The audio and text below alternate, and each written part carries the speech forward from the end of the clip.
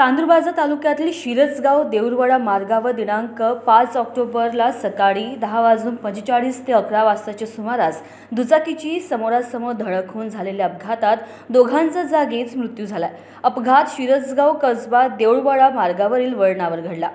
कुणाल नरेश भूदेव 18 व शेख मुस्ताक शेख गैसुद्दीन वय 32 दोघेही राहणार देऊरवाडा अशी मृत, तर विनोद रामकृष्ण फिसके वय 35 राहणार देऊरवाडा व सारंग नेवदेव संभे वय 18 राहणार शिरसगाव कसबा अशी जखमींची नावे आहे। शनिवारी सकाळी शिरसगाव कसबा देऊरवाडा 8 वळणावर दुचाकी क्रमांक MS 27 DK 1797 व दुचाकी क्रमांक MH 27 BA 4734 या दोन भरधाव दुचाकीची समोरासमोर जोरदार धडक झाली। हा अपघात इतका भयंकर होता की यात कुणाल व शेख मुस्ताक यांचा जागीच मृत्यू झाला, तर विनोद व सारंग हे दोघे गंभीर जखमी झाले।